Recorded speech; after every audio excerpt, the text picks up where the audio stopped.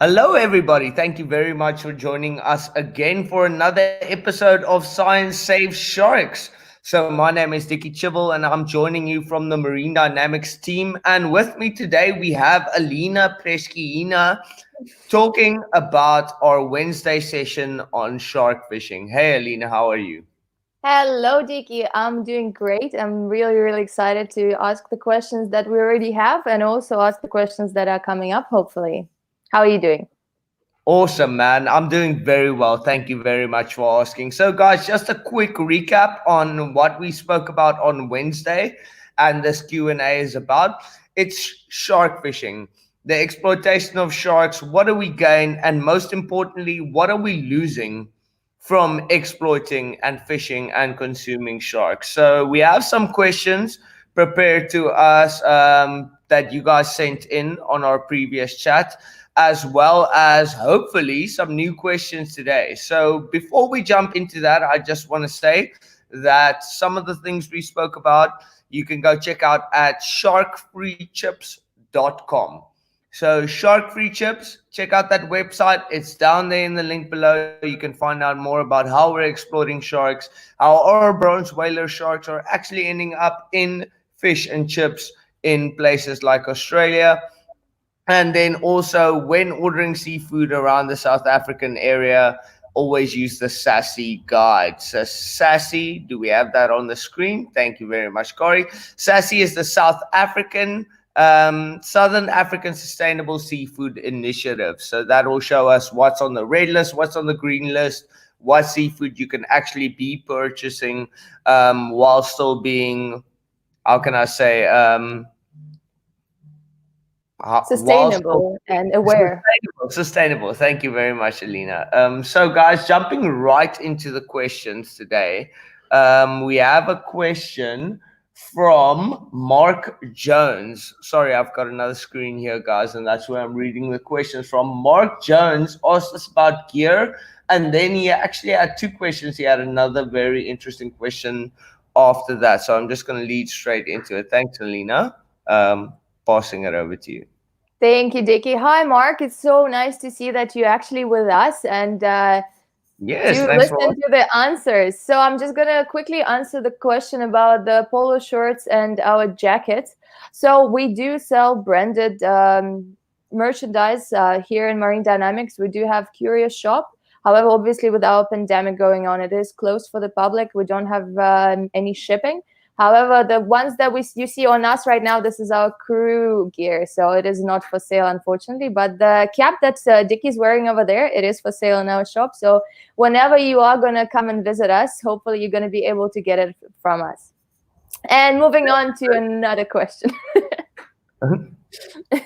Mark, you actually asked a very cool question about our great white sharks venturing into the UK.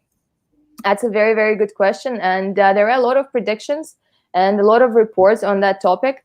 As we said with Dickie last session, and if you listen to Kelly's session as well, us discussing how it is actually difficult to actually predict any of the wildlife movements and where they're going to go and where they're going to appear. It is quite difficult for us to answer you that question. However, everything can happen. Nothing is impossible.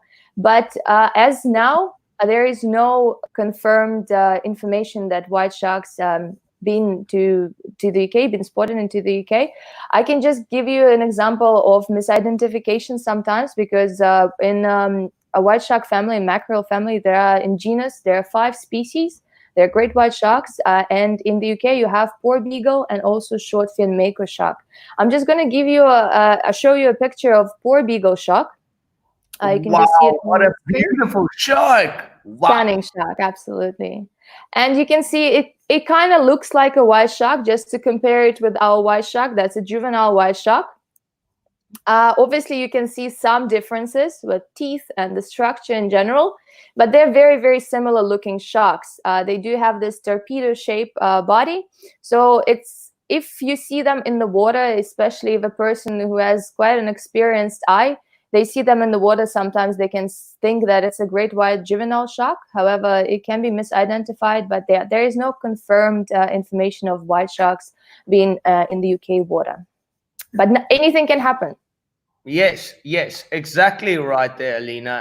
And guys, from us as wildlife guides, anything can happen. We're not saying statistically, our science doesn't show that it does happen, or it has happened. Thank you, thanks, Mark. Yeah, awesome. I'm glad you're watching while we get to answer your question. But guys, this is wildlife. This is nature.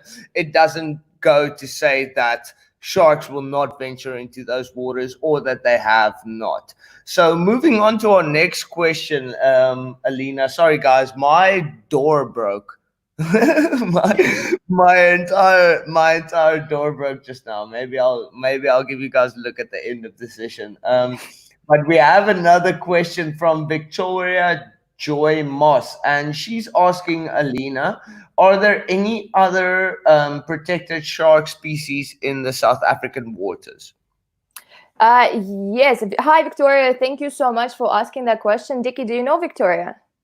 Yes, yes. Victoria was a volunteer. Hey, Vicky. We hope you're watching today. She was a volunteer for our Marine Dynamics Academy that you guys can also go check out online. If you guys want to work with us, come out on the boats after this whole pandemic thing is over. Go check it out. It's the Marine Dynamics Academy. We've got internships as well as volunteer programs where you guys can actually come work with us on the boats with the sharks. It's really cool, and you guys can get to know the team as well as help out with some research, as well as obviously just experiencing some cage diving and some cool sharky activities. So Awesome, Dickie. Thank you. I can see Victoria is on our chat. Hi, Victoria. So nice to actually see volunteers tuning in and commenting and asking questions. Super awesome. So Victoria asked, aside from white sharks, are there any other protected shark species in South Africa? Well, Victoria, the great white sharks, they are fully protected. There are a couple of species that are also have this full protection, like whale shark and basking sharks and sawfishes that are elasmobranchs as well. Some species, they are protected on some level, not completely. And those species, they can only be caught by recreational line fishers, and they cannot be traded commercially. So they kind of protect it as well, because commercial fishing, I would say that's the biggest threat to our sharks populations. And those sharks that are protected on that level, those are spotted ragged tooth sharks, they're spotted gully sharks, pajama sharks, and leopard cat sharks. They're just a little bit smaller species of sharks, but they're protected as well. When it comes to long lines, white sharks, they are not, they're prohibited from retaining. And also thresher shark and hammerheads, oceanic white tip, and dusky and silky sharks, they're in the same category as well. So yeah, there are quite a few species of sharks that are protected in a way, but do remember, as I said the last session, with long lines, it doesn't necessarily mean if they're protected, they are not going to be affected by the long lines, because once you get caught on the long line, unfortunately, that's a dead animal. that is 100% correct, Alina, and you're making such a good point, guys.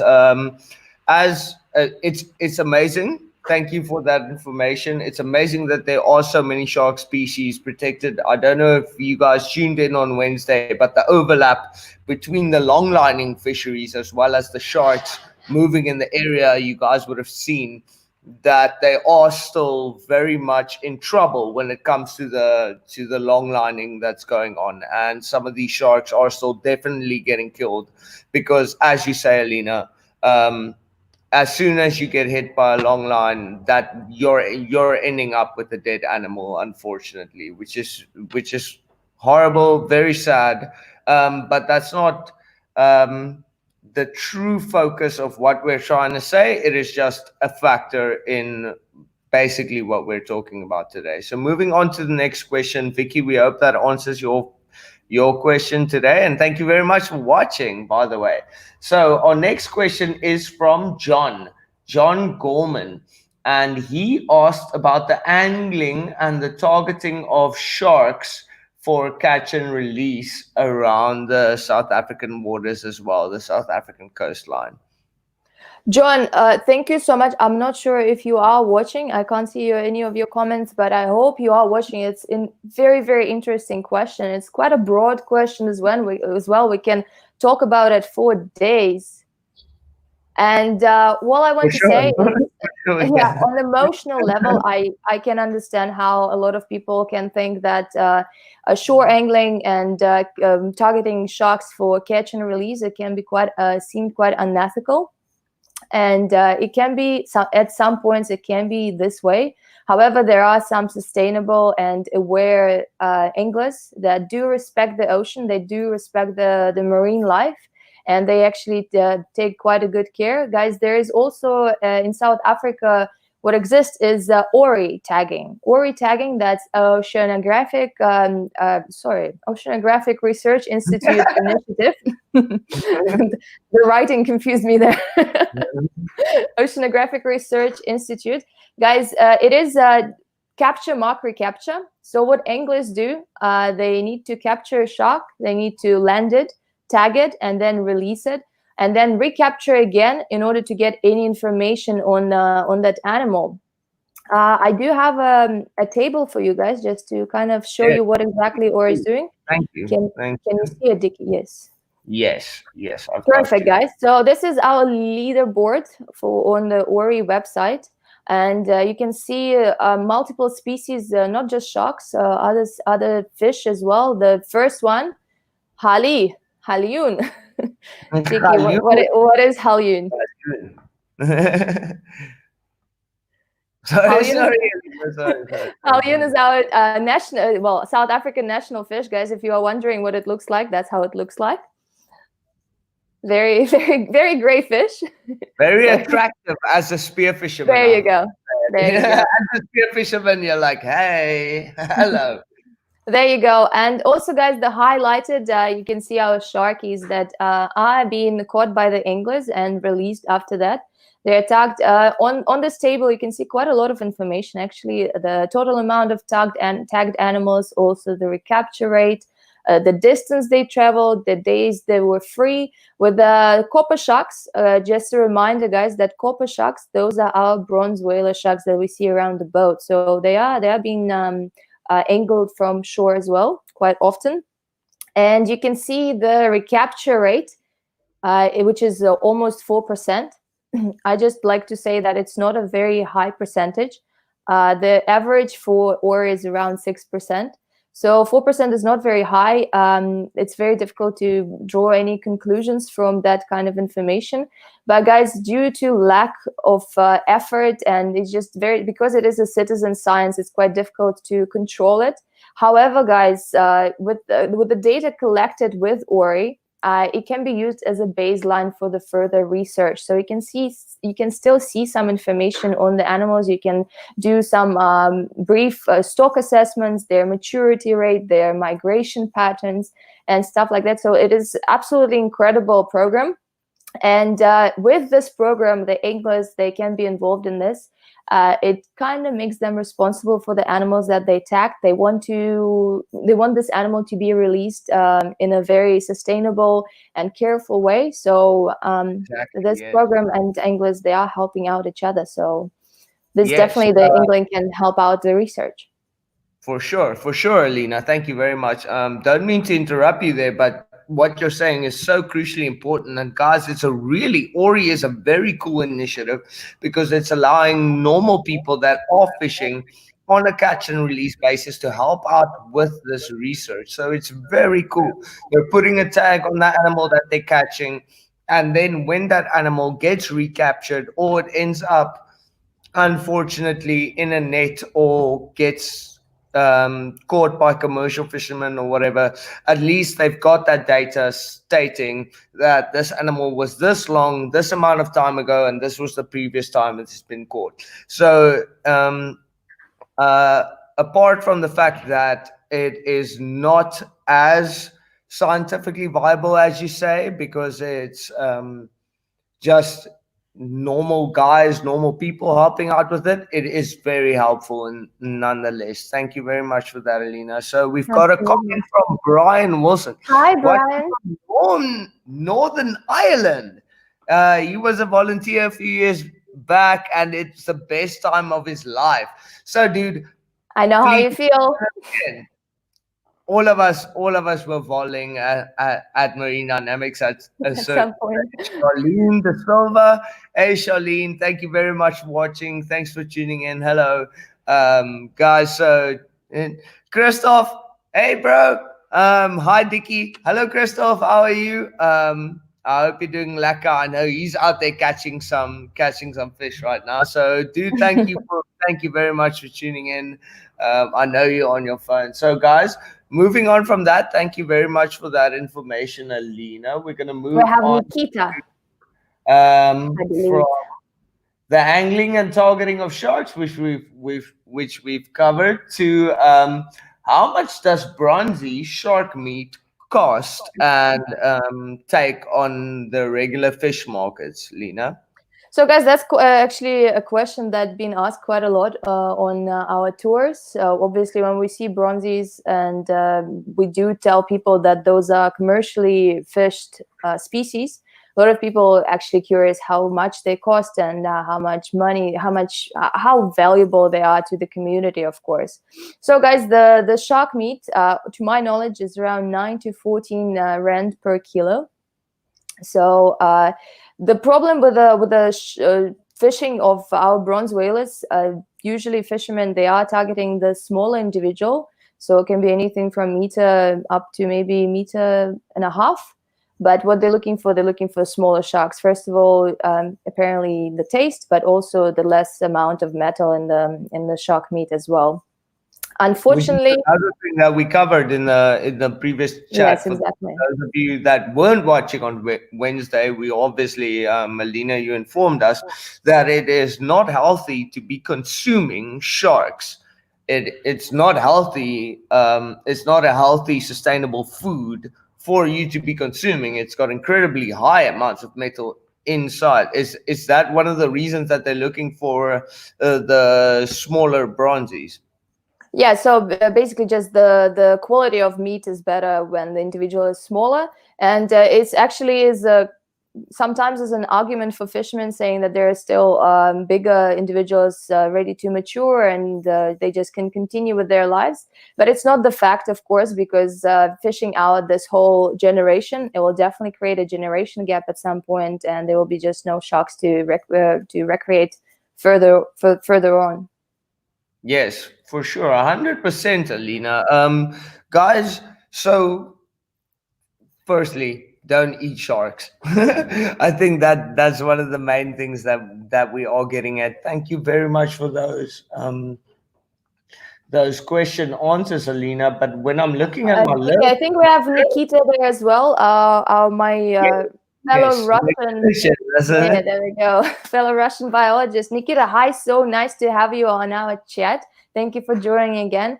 You asked a question about any advice we can give to an aspiring biologist who wants to work in conservation, who wants to work with sharks or similar species like that.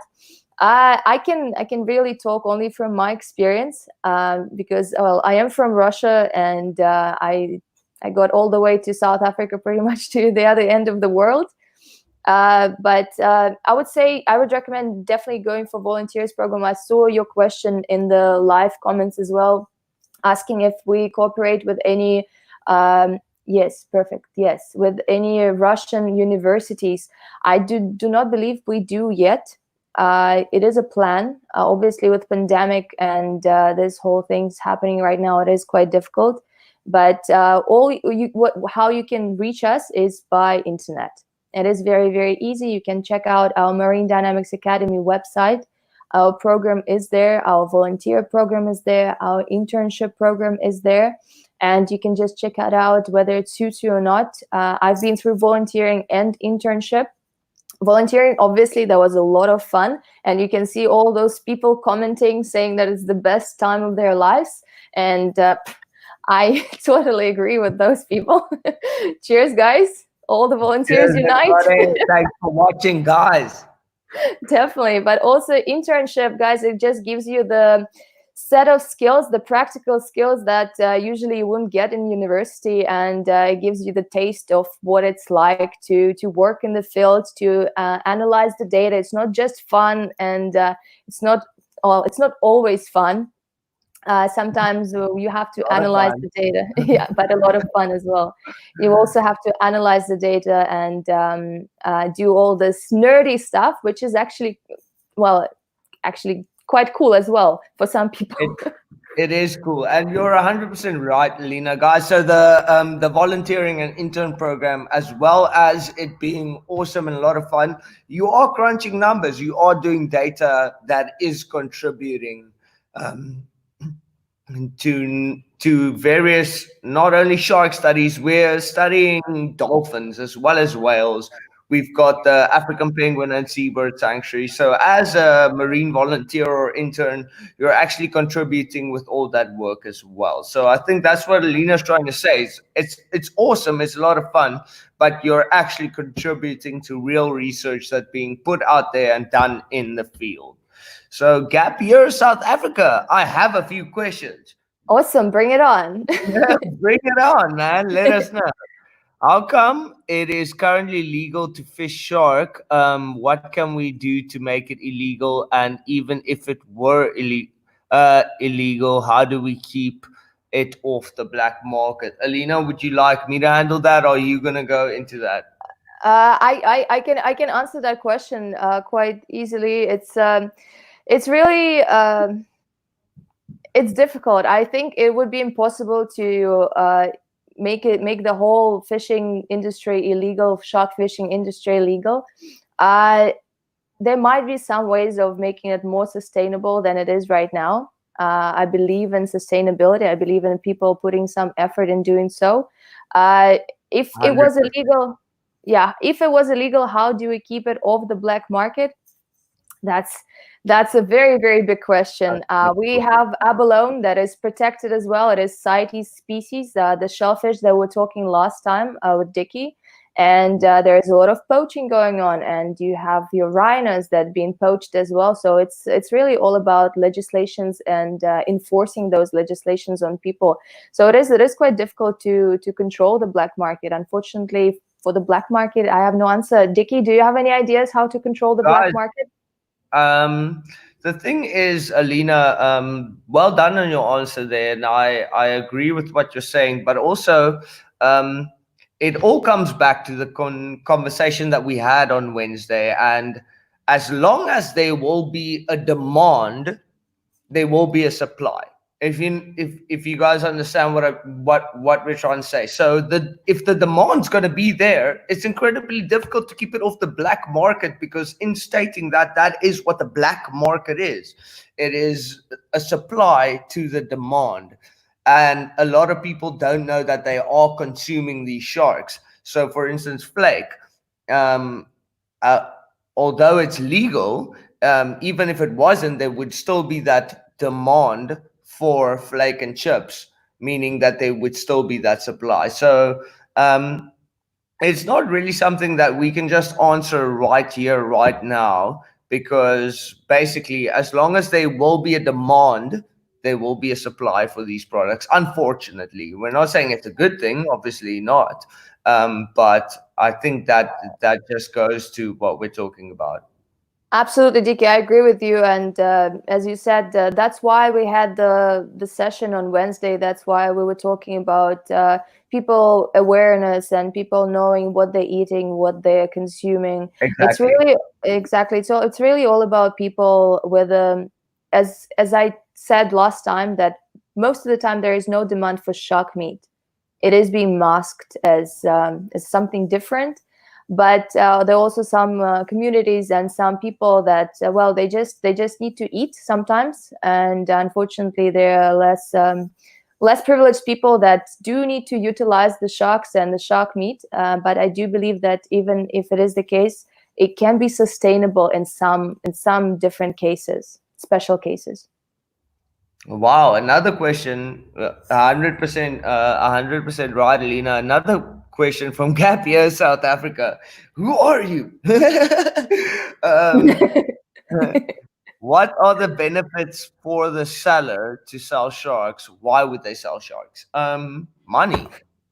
That's a very, very simple question, Q&A answer, just like that. They're selling the sharks for money. So as Alina said earlier, if the bronzies are going for 9 to 15 rand a kilo, I think that's what you said, Alina.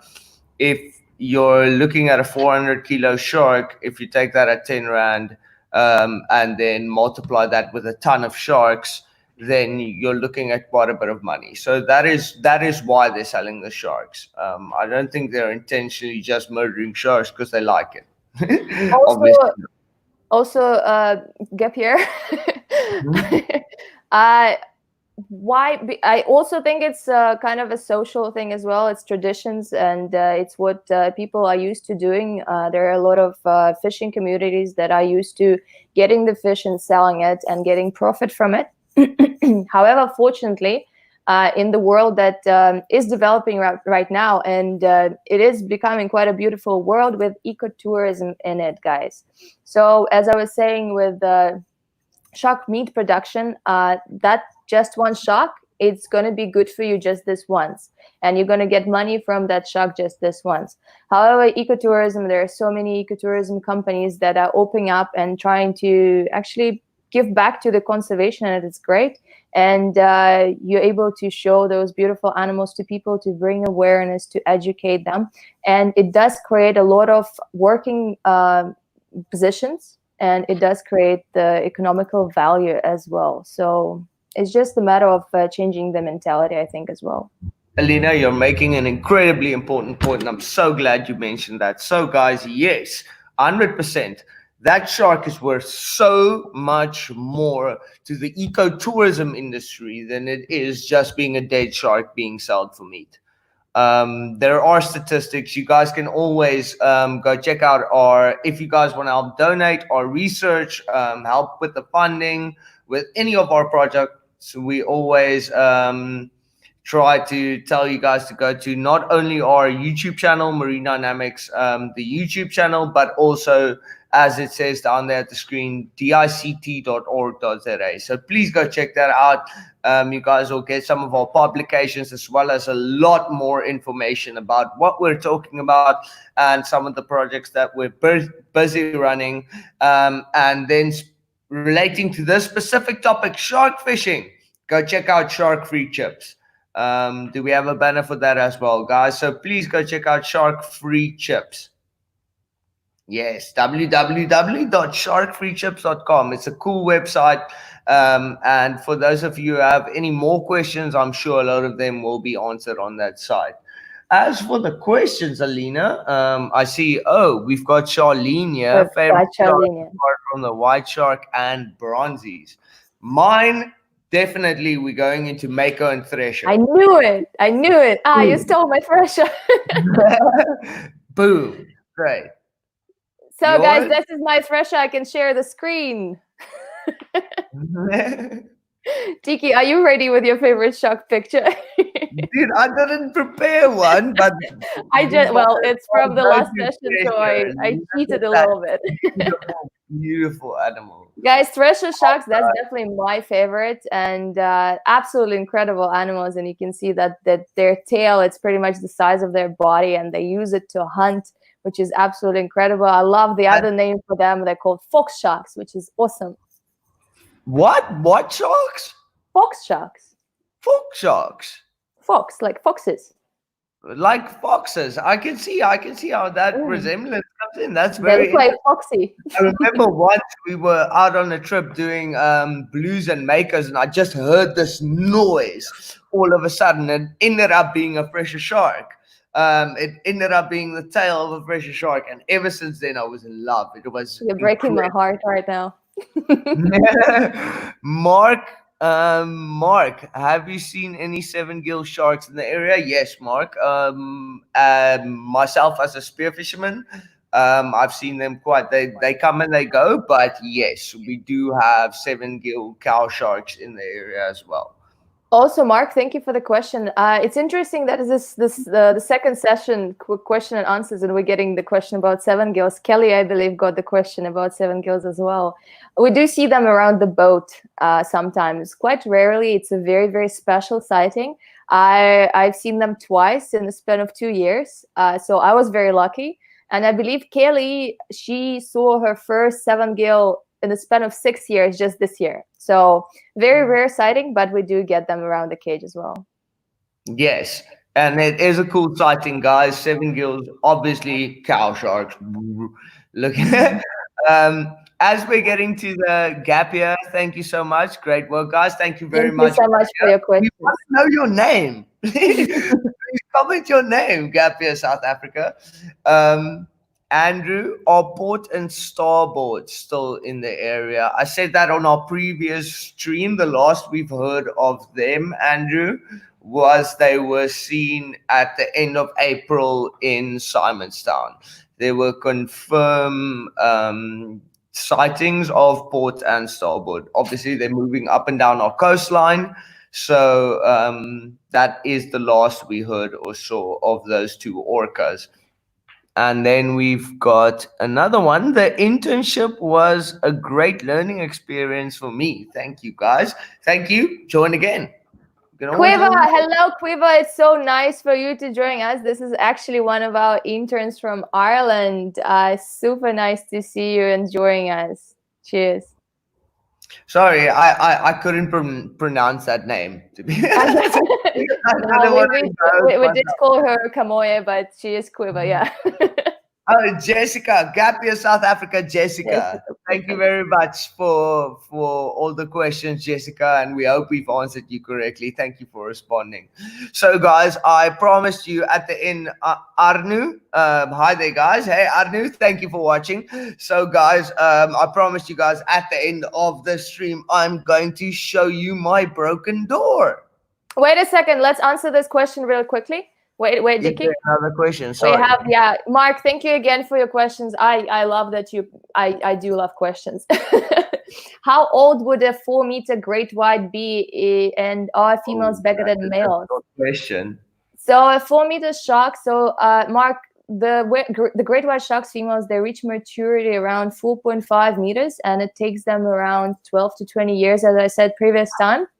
But it's quite difficult to say exactly a 4-meter shark how old it would be, because they're very similar to people. Some sharks are a little bit older, and even if they are the same age, they can be different sizes. So I would say anything from 12 to 20 years, roughly, maybe 12 for 15 years.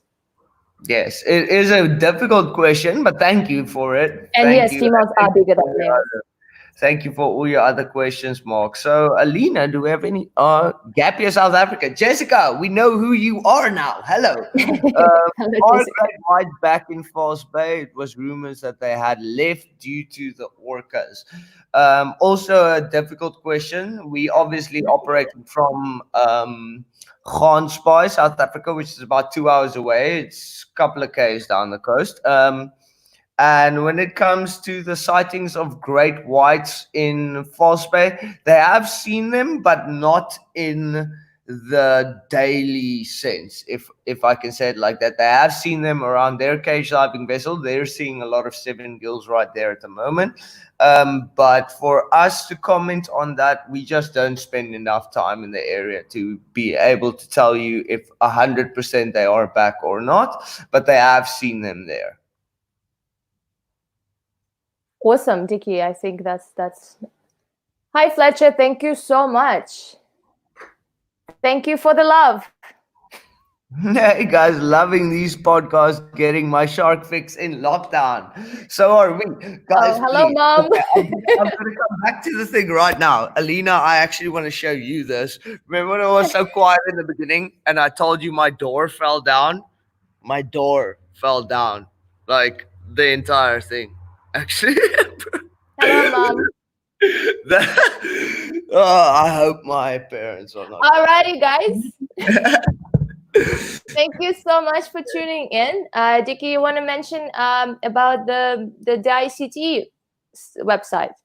Yes, guys, please also, if you want to see any of our publications or anything like that, if you guys want to help donate towards our various research projects that we are having, and as well as just checking out very cool publications that we're doing, a lot of the stuff that we're busy with at Marine Dynamics, the Marine Volunteer Program, the Marine Internship Program, please go check out dict.org.za. It was at the bottom of the screen just there, www.dict.org.za. So apart from that, check out our YouTube channel, check out our Instagram, and go follow Alina's Instagram. It's Linka008. I got you Cheers. there. Thank you, Dickie. Next week, guys, please tune in for our next live session. It's going to be a roundtable discussion about sharks and how to study them. We have quite an incredible shark diversity in this area. And guys, again, thank you so much for all your questions. If we didn't answer anything, we are going to answer them directly to you. If we missed anything, I promise you. But guys, thank you so much. You were so much love and so much interest. It's incredible. Yes, man, it was awesome. Thank you very much for having you guys. And Linka, I'm going to give you a high five. Thank you. Thank you very much. Okay, cheers, guys. Thank you for joining, and join us in next week. It will be me and Ralph talking about some another cool sharky stuff. Cheers.